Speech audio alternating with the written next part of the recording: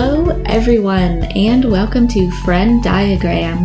This is the podcast where two friends catch up and find common ground between their favorite media. I'm Remy. I'm Kat, and today we will be discussing the TV series Dark and the Outsider. Warning, spoilers ahead. Hey Kat, what's up? Oh, coming fresh off of vacation. Just did my cruise and then spent a couple days in Minneapolis with a friend. We went to a concert, which was super fun. We went to go see Wilderness and Jukebox the Ghost. And it wasn't canceled this time? It was not canceled. It was amazing. Wonderful. We beat the streak. Yeah, it was great. We had fast pass tickets, which basically let you go in an early line of people. And so we got really good standing spots in the second row, and it was great. What a performance. Jukebox the Ghost has a really talented pianist, and he is just fantastic. And he sings and plays piano and is just 10 out of 10. Very good. That's awesome. I'm glad the concert really happened. Yeah, we had a good time. Did you get up to anything last weekend? Did I? Let's see. I think I had to work too much both days. Boo! Yeah, it was a bad time. I'm trying to think of a single fun thing. Oh, these were bleak times. Bleak times in your absence. Oh, no. I was really hoping they would get better. They're looking up now. Now that huge responsibility is over, hopefully that stressor will make things better. Yeah. And like I was telling you in our previous episode, there's just lots of movies to look forward to. Yeah. So, if nothing else. And the weather's getting nicer, so more sunshine, more time outside. Yeah. All of the flowers are blooming in Central Park, so that's really nice. That sounds lovely. Yeah. I bet Catfish Cove looks green now. Almost. We're getting leaves. Some leaves are happening. Yeah. Scott said that in his area there's a lot of cherry blossoms blooming. Oh, yeah, yeah. That's been really pretty. Yeah. Yeah. An ant is crawling up the wall, and he just fell to the... Oh, no. Out of sight. I hope he's okay. Yeah, lots of bugs are returning. Oh, really? Yeah, something about the change in the weather really brings them out. We have house centipedes. Oh, no. Do you know what those are? Yeah, with the really long legs. Yeah, they look kind of like a feather that's running around, and their speed is incredible. What does Will think of those? They are all-time lowest ranked insect for him. He hates them. Imagine. He hates them. Yeah. So. Oh my God. I am so good at getting those guys. I'm a champion. I'm a champion centipede murderer. I had to break the news to Will that they've returned. No. And I was like, I've been murdering again. And that's code for the house centipedes are back. And I'm killing them when you're away to save you. Do you remember when you lived out here and you woke up in the morning and or you woke up early and Will was already up and he was pacing around with a baseball bat and there was also a centipede and I thought he was pacing around with the baseball bat to kill the centipede. I forgot about that. I don't even remember what that was about. Because your weird neighbor was being weird. There were strange noises coming from the apartment above. And so Will was up and he had the baseball bat. But the centipede or whatever bug was on the floor was unrelated. I remember one time in that same apartment, I woke up and Will was like, there's a massive spider in the living room. You need to do something about it. And I was like, all right. And I trapped him in a glass and brought him out to the balcony and threw him into the woods. And then I realized I was covered in spider bites from my sleep. And I was like, this fucker. I spared your life. Oh, no. And you bit me in my sleep? You fiend. Well, he didn't know. He didn't know you were going to spare him. No, I know, but still. How dare he? Rude. That's when we were going to dress fittings for your wedding, and I was like, I'm covered in spider bites. I haven't gotten a spider bite in a really long time. Yeah. That's weird. It's good. That's good stuff. I don't like spiders. Yeah, we don't have any bugs here yet. I think it's still too cold for them, but ants are always an issue. And I did spill an entire grapefruit gin fizz on my floor, so gonna have to mop that tomorrow. Oh, no. Yeah. Our fallen friend. I'm sorry. Yeah, I don't even know how I did it. I'm very talented at knocking shit over, so... My glass didn't break, which is the only saving grace. What else? I saw lots of cool birds on the cruise. I got to see...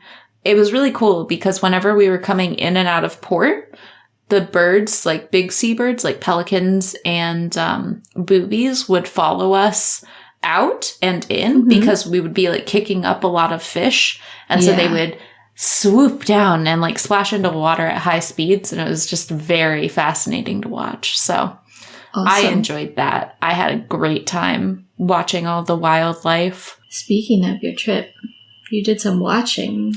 I did. Yeah. So halfway through the trip, Scott got sick. Oh, no. Yeah, he got like norovirus like halfway through the trip. But because I had just had the stomach flu, I didn't get it. So I was fine. Those fucking gross-ass cruise ships. I know. I feel like this happens every time. It was devastating. I refuse. I will never step foot on one. It was devastating. You just have to make sure to get the stomach flu like months in advance and your body will be fine. I will just not go, thank you. No boats for me. I'm not a seafaring person. So he did a lot of sleeping and I was bored. So I decided to watch the first season of Dark, which I had downloaded. Oh, I don't even know when I downloaded it for some kind of flight, but it wasn't specifically for this trip. I just happened to have it downloaded on my phone and I got very pulled into it. And that was on the original Rosetta Stone list of Remy's Recs, wasn't it? Yeah, it was. And I never really got around to it because it's a German language show. And so that requires a lot of like focus and reading. And I like to have television on in the background a lot of the time, or I'll like be doing something else while listening to a show. So it's just kind of hard for me to carve out enough time to be dedicated and like sit down and be present for an hour, multiple hours at a time. So this was like a perfect opportunity for that because I was on a cruise ship with really nothing else to do. I didn't want to like go vibe by myself. So I just like went and got some drinks and hung out and watched Dark.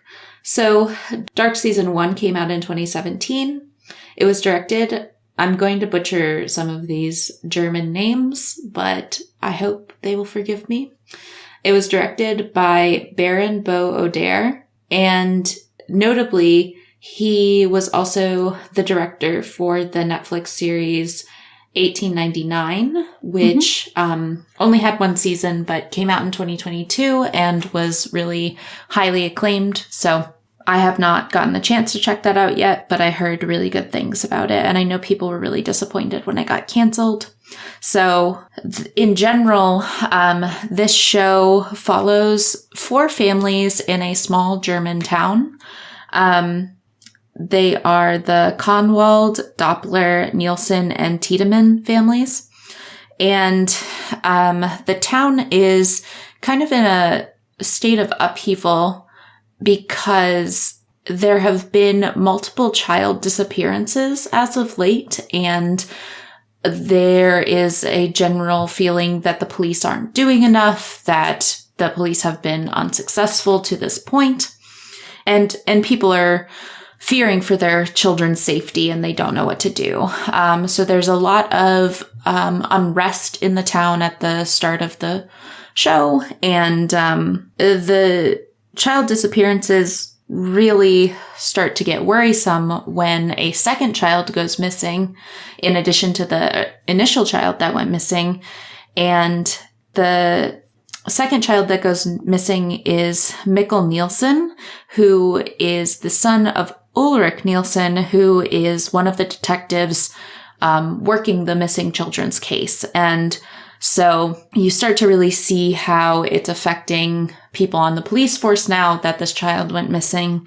And it leads Ulrich to kind of go rogue and start investigating on his own without proper authorization. He's kind of going on Fox Mulder-esque adventures without proper clearance and without warrants, which is questionable at best. But he starts to uncover what appears to be a larger scale conspiracy. And it seems to have something to do with the nuclear power plant that is located in this town and is one of the main sources of jobs for this town. Like, a lot of people work there and have their livelihoods there. And while Ulrich is investigating his son's disappearance, a high schooler who was there when Mikkel went missing begins kind of uncovering some secrets that his father left behind after his father passed away. And he kind of is uncovering parallel conspiracy-esque things that kind of complement what you're learning through Ulrich. And it basically leads him to discover this series of caves that is an area where people can travel to the past. So instead of it being that these kids are being abducted, it's more that they are just kind of stumbling into different times. And this is something that you find out very early on in the show, and you can't really talk very much about the show without having that general caveat explained. But I don't think I'm going to give too much else away about the plot, but I really enjoyed season 1 of Dark. I've just begun season 2, so I'm definitely not all the way through the show. It was really captivating, and even though it is a supernatural / sci-fi thriller, it, at its heart and at its core, is a family drama. And it is about all of these self-destructive behaviors that are going on in these families, and also kind of generational self-destructive behavior, which is really interesting to see play out. And I just think that it is so interesting to kind of uncover all of these like ugly pasts and ugly characteristics of each individual, because the more you dissect these family dynamics, the more you just realize how messed up everyone in this, or at least in these 4 families that we're kind of focusing on, is. Like, everyone is pretty flawed. And I really liked seeing that. It was definitely a heavy show. There's not, I don't know if part of that is because I'm not getting as much of the like intonation of, I mean, when you're watching a foreign language film, sometimes you lose some of the like prosody and feeling behind what people are saying. So there's less humor that comes across, at least in my experience. And so one thing that you don't really get from the show is a lot of comedic relief or anything like that. But I binge watched it. But if I were to continue on, I think I probably wouldn't binge watch it just because it is quite heavy. But I really liked it. And I liked that it's a really slow build in terms of the mystery, and you don't know who you can trust. And also, they kind of bury the lead with people you can't trust,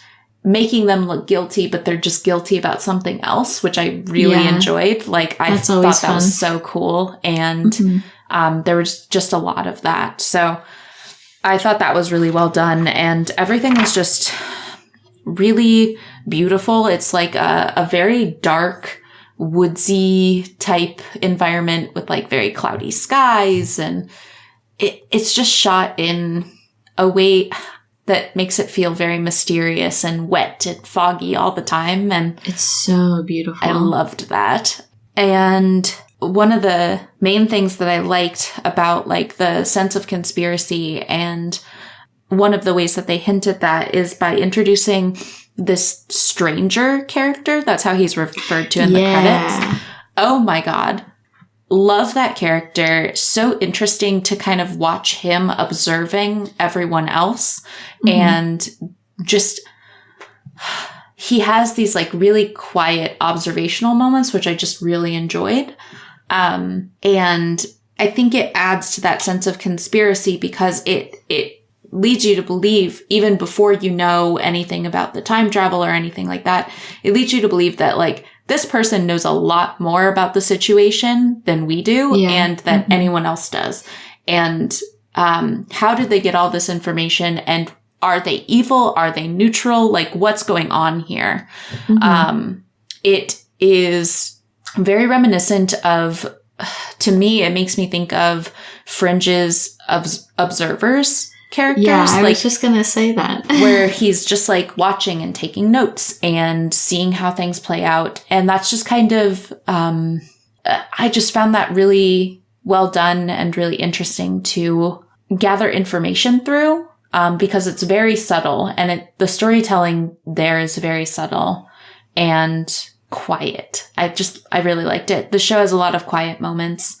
But yeah, towards the end of the season, there's just a lot going on. So I kind of needed to Google after each episode and be like, okay, so whose family was I watching? Like, what was the storyline and what was I supposed to be kind of getting from it? Because there's just a lot going on towards the end of the season.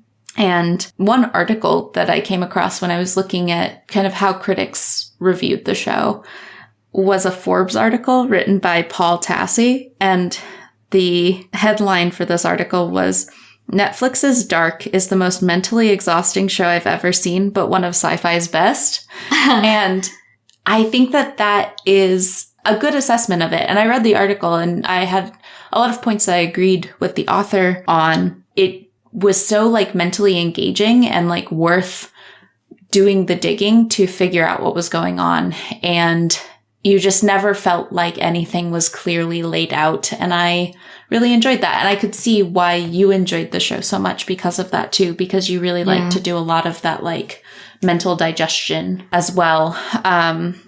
Very much so. Really cool characters. More public fistfights between adults than I think I've seen on television in a long time. But pretty good. I don't know if I'm like missing anything glaring. No, I mean, I think you covered the essentials without giving too much away. Yeah.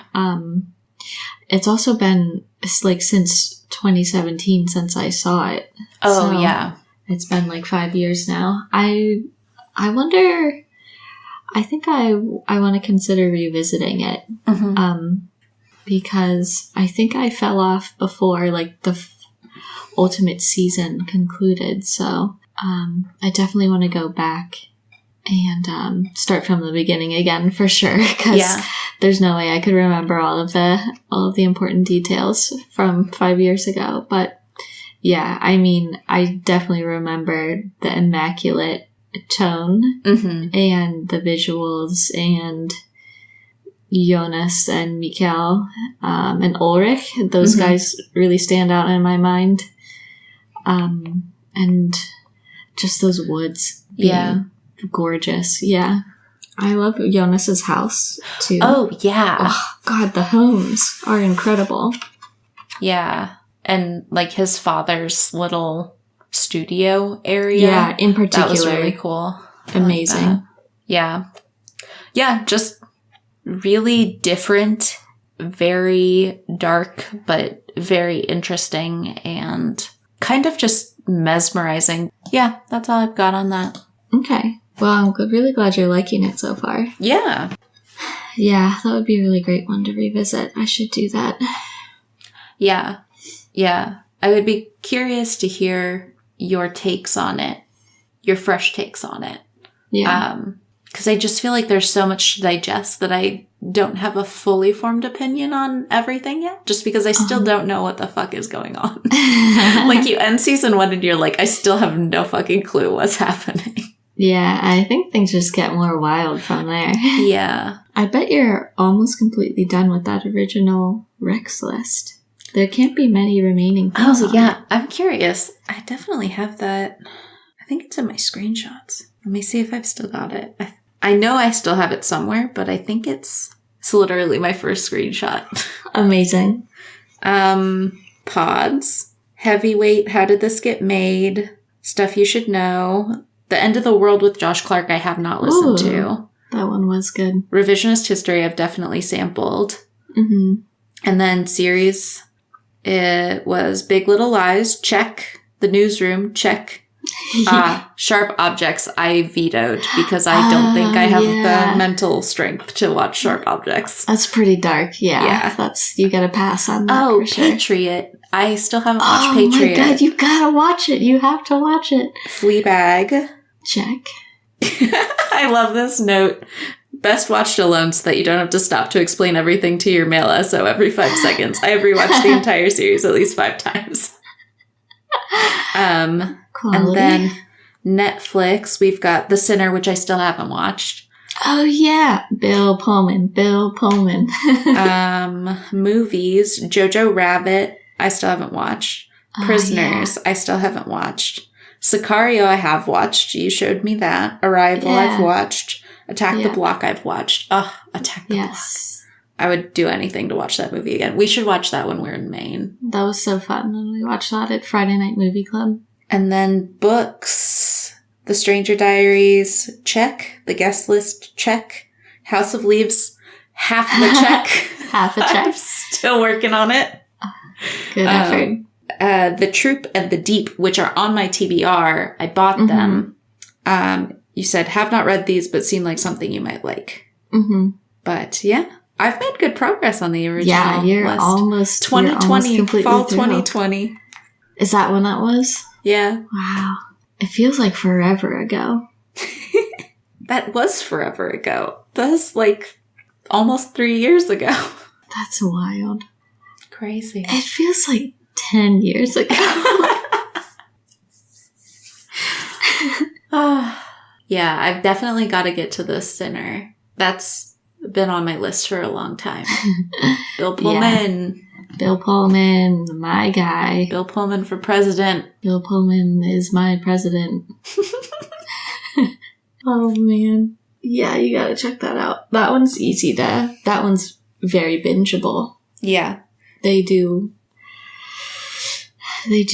episode to episode suspense really well, where you're like, I gotta start the next one. Yeah. Oh, sidebar. My mom watched Nope, and she told me that she really loved it and that she wants to watch it again. It's so good. It just came out from behind the paywall on Prime. Yeah. Yeah, I think that's why she watched it. But yeah, she was like, "Yeah, I took your rec and watched Nope." Love it. And if you, our audience members, end up taking any of our recs, feel free to email us at frienddiagrampod@gmail.com. Yeah, we'll give you a shout out. If you want more film recs, check out my Letterboxd, Remy Friend. I'm a very active user. That is my new downtime hobby, is logging films on Letterboxd. That's really good stuff.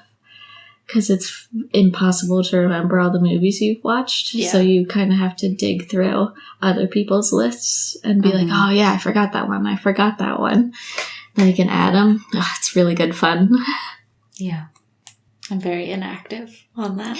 I watch no movies. I need one for one that has series. I don't know what my problem is with movies. I just don't like watching them by myself. And so I never watch any movies. I know. I simply can't compute that. I know. So I don't know how to help. It's not something that needs help, I guess. I guess I just need more friends that like movies. Well, when you move to this coast. I know. I'm so excited. Movie dates. Movie dates. I can't Take the wait. train into the city. Anyway, you want to hear what my favorite thing this week was? Desperately.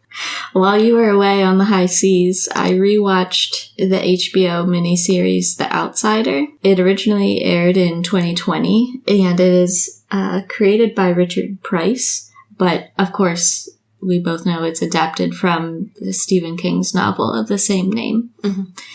And this is a 10-part miniseries that starred Ben Mendelsohn, Cynthia Erivo, Patty Considine, Bill Camp, and Jason Bateman, of course. Mm-hmm. And it's funny because Will and I were looking for something to watch during meals, and all of our currently running series just come out like once a week. So for most of the days of the week, we don't have like a series to watch. Mm-hmm. And so we're like going back to check out past things we watched. And I was like, I remember liking The Outsider when it came out, but I don't remember much else about it. Do you want to rewatch that? And he also like couldn't remember very much at all. And so we were like, yeah, let's check it out. And it was fucking great. It was really good. It was really well done. And I was like, I don't know why I don't remember this as being really, really excellent. I wonder if it's better on the rewatch or if I just watched it in early 2020 and then my memory was erased by subsequent events. I don't know. Yeah, because it was definitely coming out. I can't remember when it was coming out. Was it coming out pre-shutdown? I think so. Yeah, I can check for sure. I just couldn't remember. Yeah, it started coming out in January of 2020. That makes sense. Yeah, that's probably it then. Yeah. There was just a lot going on that year. Yeah, and so we went back and we watched the first episode as a test, and the whole time I was just saying, like, this is so good. Like, this is amazing. This looks amazing. This acting is amazing. This direction is amazing. The whole thing, it's extremely well done, really well executed, a really excellent execution of a Stephen King novel adaptation, which we both know can be really hit or miss, but this one is like the best contemporary one that I can think of in recent years. I think it's excellent. Did you read the novel? No. Okay, I didn't either. I did not. I was curious. No, I've only seen the miniseries, but basically it's a story that is about a small-ish town, like a small town in Georgia, and there is a terrible crime where a young boy is murdered and his body is found in the woods, and you are following Detective Ralph Anderson. He's played by Ben Mendelsohn. You're watching him investigate this really terrible crime, and you can see over the course of the first episode that he finds easily a ton of evidence against Terry Maitland, played by Jason Bateman, that evidence that suggests that he killed this young boy. And it is everything from like surveillance camera footage of him walking around covered in blood to multiple eyewitnesses that know this guy and are like, it was definitely that guy. He was definitely covered in blood in the parking lot of the woods where the body was found at the time. And it seems like a slam dunk case. And so they like get the DA involved and they publicly arrest Terry Maitland at a youth sports event. And everyone was like, holy shit, like our baseball coach is a child murderer. And he goes to jail and also, says, I didn't do this, I'm innocent. And once he's arrested, he calls his lawyer, who's played by Bill Camp, and the lawyer and his private detective, who's like an investigator that is in his employment, they uncover like a really solid alibi for Jason Bateman's character, Terry, where he was at like a teaching conference hours away at the time of the murder. And there's like video evidence of him there during a panel discussion. And so there's all of this conflicting information. There's also like DNA evidence that he was at the crime scene and in the van where the kid was transported and all this other stuff. So that's a ton of irreconcilable evidence that both suggests and does not suggest that Terry Maitland was responsible for this murder. And, this is a decision point about spoiling things, I guess. Have you seen it? You've seen this, right? Yep. Okay. Well, if that sounds interesting to you, then skip ahead. Stop here, watch it, and then come back, because I have to give kind of like an early series spoiler, because if not, I can only tell you about the first episode. But in the second episode, Jason Bateman's character is both exonerated because of the, solid alibi evidence, but he's also shot by the surviving brother of the murdered boy. And that has a domino effect in that family that leads to basically everyone in that family dying. And it's just this horribly sad, terrible, even like worse than before turn of events, that where things were already really bleak and they just get bleaker and darker and just more tragic from there. So that's horrible. And Ben Mendelsohn's character, the detective, really regrets doing the public arrest and stoking unrest in this town, and now has this inexplicable case where all this conflicting evidence does and doesn't support the fact that Terry did it. And so he is trying to figure out what to do and also not make it seem like the police force is completely incompetent. And so in order to figure out the truth and figure out whether there's someone out there that's still a danger to the community, he does something really cool. And he basically forms a team of rivals in that he recruits Terry's lawyer and the lawyer's private investigator, and he recruits his friend from the Georgia Bureau of Investigation. And is there anyone else on the team in the beginning? I think they start off with those 4 dudes. And they kind of, even though they were on opposite sides of Terry being innocent versus guilty, they all agree that it's important to figure out what the fuck is going on, because the lawyer wants to clear Terry's name and help out his family who's mourning his loss, but also are complete outcasts in the community now. And Ben Mendelsohn just wants to figure out what the hell's going on because he wants to protect people. Yeah. And so they have this tense alliance of wanting to get to the bottom of things and being how did this go so wrong? And I love it. I love it when we get a team together. It's even better when it's a team of rivals. That's really good stuff. And then you have just a series of episodes that are a slow build and a slow gradual uncovering of the supernatural elements of the plot, in that you find out there is a being, an evil being that physically assumes the identity of a person, for example, Terry Maitland, and is a doppelganger of them. So they're 2 different beings, and so Terry and his doppelganger could be in different places at the same time, and the doppelganger could do the murder and Terry could have no idea.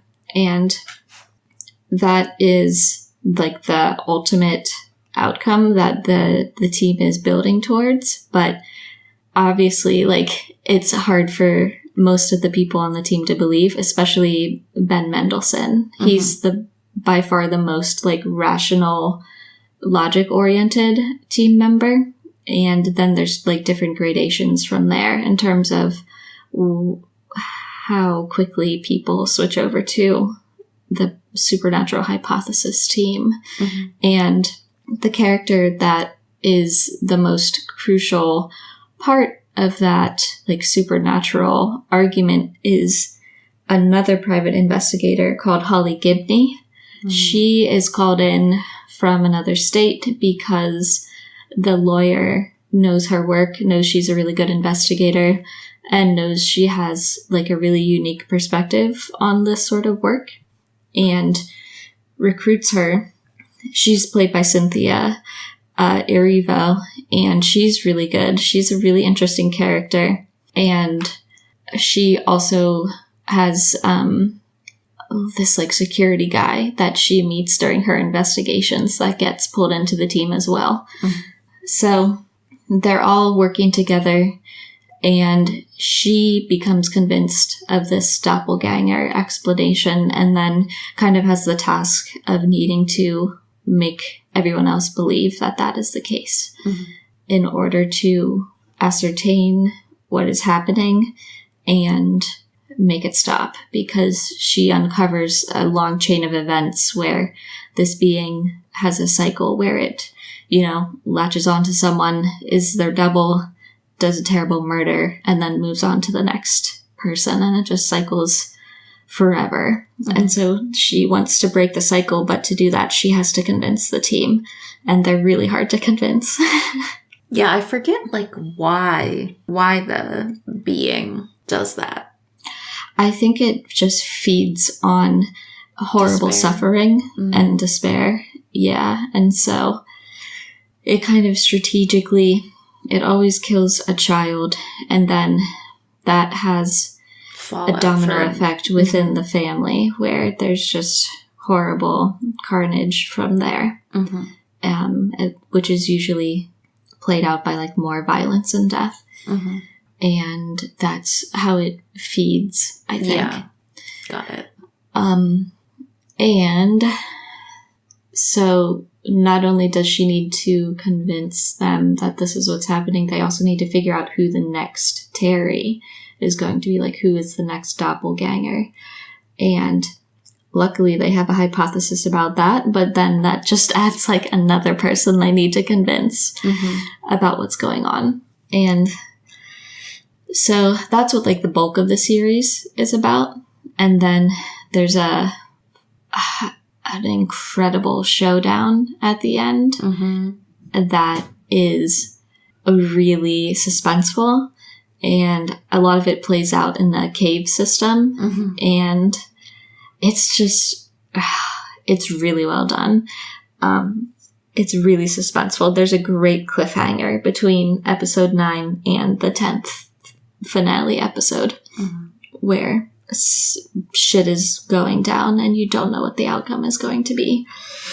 And yeah, it's phenomenal. Phenomenal tension, phenomenal building of the case, and watching each person gradually be won over either by believing the evidence that Holly is presenting or by understanding that in a pragmatic point of view, they need to ostensibly play along in order to not hinder the team.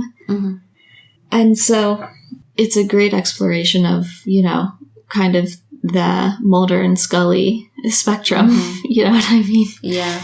And all of those different variations are very fun. But like I said, Ben Mendelsohn's character, Detective Ralph Anderson, he is your main character for the most part. Like, you're with him most of the time, and you see his home life a lot. And his wife, Jeannie, she's really cool. And Ben Mendelsohn is phenomenal in this show. Like, I'm already a big fan of Ben Mendelsohn, and he crushes this series. He's so good. I'll watch him in anything. He's just, I can't even describe how good he is in this series. Like, he's an incredible actor, and the emotional range that he shows in this series is phenomenal. His accent work is really good. Actually, all of the accent work in this show is really well done. Ben Mendelsohn, I think he's from Australia, and you would never fucking know. Like, his speaking voice is completely different to what you're getting in The Outsider. His voice work is wonderful. Same thing for Paddy Considine. He plays Clyde, and it was really funny because a few episodes in, Will made a comment to me about Paddy's character, and he was like, man, that guy's southern accent is like really good, because he's from the South, so he like notices when it's like a really bad one. And I was thinking that too. Isn't it crazy that he's British? And Will was like, no way, there's no way. And I was like, yeah, he's in like Hot Fuzz and House of the Dragon and all of this stuff. Oh. Yeah. And, like, he's in a ton of things, but yeah, he did a really great Southern accent. Good work. But yeah, Ben Mendelsohn, man, he's a star. I want him to be in everything. First thing I'd ever seen him in, and potentially the only thing I've ever seen him in. Have you seen The Place Beyond the Pines? Oh, you should watch that. He's really good in that too. Ooh. Yeah. Yeah, I can't say enough good stuff about him. He's great. We're big fans in this house. But yeah, another strong highlight. I mentioned Jeannie, Detective Anderson's wife. She is a really interesting character. And Terry Maitland's wife, Glory Maitland, she is a very interesting character as well, because she is a person they also have to approach about like pitching this supernatural explanation. She's also a very hard one to convince, and both Jeannie and Glory are really interesting characters because they are incredibly strong in very difficult circumstances, and they do really important work across the span of the miniseries.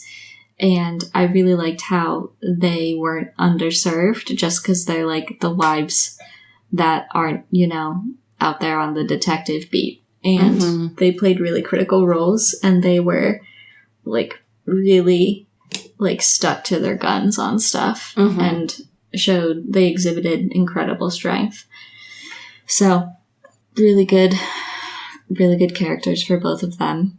And I just think the premise is really cool. Like, I think this is the best Stephen King project that I've seen in recent times, for sure. Like, it just works. It works great. Like, what a great premise to have this terrible crime and these inexplicable pieces of evidence, and having this team of lawyers and detectives and experts being like, how do we reconcile these conflicting things rationally, and watching everything just unfold from there. It's really good stuff. I just love watching that teamwork, and the entire like final set of events with the cave system is really really evocative, and yeah, I just can't recommend it enough. It is like super dark and super heavy, like especially the first 2 episodes. Obviously we're dealing with violence against children, which is extremely dark, and like multiple deaths, and it's very heavy. But if you make it through the first couple of episodes, I mean, I wouldn't say it gets lighter per se, but it's slightly less bleak in that there's like forward momentum, if that makes sense. And so, yeah, despite that, I highly recommend it. Even if you saw it before and it didn't make much of an impression like it did for me, the second watch was excellent. And also, like, I just had a much better grasp on what was going on. And so I think on a rewatch, like, I could understand what was happening much more because I already knew the general principles on how the supernatural things were operating. Yeah, looking back on it, I'm just like thinking about the things that stood out the most to me were those like really intense moments of tension and the well done cliffhangers. Yeah. Because I'm thinking specifically, there's like a scene where Holly's in a car with a suspected doppelganger. Yeah. And that scene is very, very tense. I felt very like on the edge of my seat with that one. And then there's also like a scene at a carnival. Yeah. Like before the cave system. And that one was very intense for me too. Really well executed, for sure. Yeah, great direction. It's shot incredibly. I don't know if I said that yet, but it looks phenomenal. Really interesting camera work in they play with this like visual motif a lot where they will start a scene and everything is out of focus and then the person of interest moves into the focal plane and therefore comes into focus, or the opposite happens where someone starts in focus and then moves out of focus. I noticed that the second time around. That was really interesting, but just really extremely competent work all around. I know Jason Bateman directed the first 2 episodes, so yeah, he did an awesome job with that direction, and yeah, it's just an excellent entire series. I loved it. Seems like these 2 picks have a lot in common. Yeah, I think so. We somehow spontaneously lined up really well. Yeah. Yeah, that's all I had if you want to do the Venn diagram. Yeah, sure. Number 1, caves. Caves, I know. Very important caves. Yeah. And like really interesting cave scenes. I feel like, yeah, just cool caves. I know, like I want to say more about the caves in Outsider, but I don't want to give away like a really cool narrative device that happens around the caves. Just trust in that it's really neat. Obviously like very intense shows. Very but dark, like very heavy. Shows that you expect to be like crime dramas, but end up having a supernatural element to them, which is really cool. Yes. Small town with child disappearance. Oh, and yeah. Unrest regarding police competency. Leading to rogue detective work. I'm trying to think if there's anything else. Creepy guy watching things from far away. Definitely lots of creeping going on. Creeping with like a guy in a hooded garment. Yeah. Lots of that. That's true. For both. Yeah. I forgot about that imagery for The Outsider. I mean, it's on the cover, but I just wasn't thinking about that. Yeah. Love a good hoodie. Very mysterious. Great for watching. Yeah, and also like a pattern in these disappearances and that like gets uncovered in kind of an impossible way, you know? Yes, definitely. Yeah, I can't think of anything else. Good pick. I forgot about that until you brought it up. It's definitely worth a rewatch. I highly recommend. Scott and I really liked it when we were watching it. It was the first HBO series I watched. Really? I got HBO to watch that series. Fun. Yeah. Yeah, and I do agree that it's one of the better Stephen King adaptations in recent memory. Yeah, I also really liked 11/22/63, but... I didn't watch that. It's on Hulu. I have read it, though. Yeah, that's one of my favorite Stephen King books. I just got my father-in-law to read it. I mean, it's not, like, necessarily traditional Stephen King, though, either.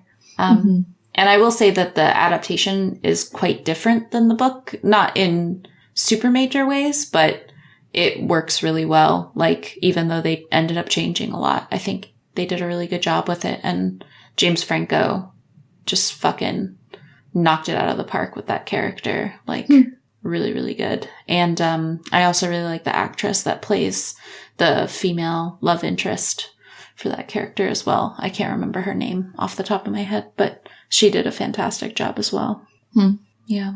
But yeah, other than that, I can't really think of any other Stephen King adaptations that came out recently. Boogeyman is coming out this year. Oh. That's a short story, yeah? Yeah, I think so. And it's being produced by the directors of 65, I think. They were involved in the production side of that. I think I read that on IMDb when I was looking up stuff about 65. Yeah, that makes sense. Yeah. So that could be good. I could see that being really good. Yeah. Stephen King. A treasure.